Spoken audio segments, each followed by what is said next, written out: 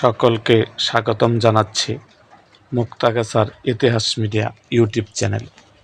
মুক্তাগাছার ইতিহাস media YouTube চ্যানেলে আজকের আয়োজনে থাকছে বাংলাদেশ আওয়ামী লীগের অঙ্গ ও সহযোগী সংগঠন সম্পর্কে।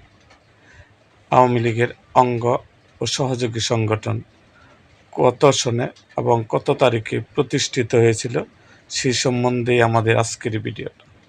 তাহলে শুরু করি মূল ভিডিওটা।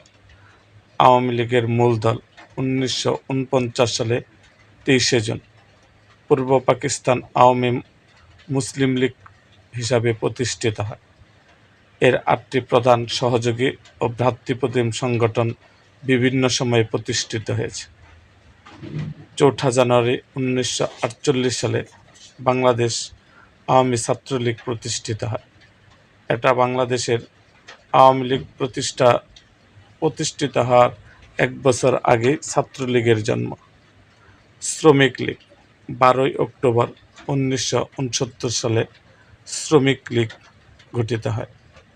কৃষক লীগ 19 এপ্রিল 1972 সালে কৃষক লীগ গঠিত হয়। যুবলীগ 11 নভেম্বর 1972 সালে যুবলীগ প্রতিষ্ঠিত হয়। মহিলা আওয়ামী লীগ 27 ফেব্রুয়ারি 1969 সালে মহিলা আওয়ামী লীগ প্রতিষ্ঠিত হয়। স্বেচ্ছাসেবক লীগ 27 জুলাই 1994 সালে স্বেচ্ছাসেবক লীগ গঠিত হয়। যুব মহিলা লীগ 6 জুলাই 2002 সালে যুব মহিলা লীগ প্রতিষ্ঠিত হয়। তাঁতি লীগ 4 জুন 2003 সালে তাঁতি লীগ প্রতিষ্ঠিত হয়। মৎস্যজীবী লীগ 22 ফেব্রুয়ারি 2004 সালে মৎস্যজীবী লীগ প্রতিষ্ঠিত হয়।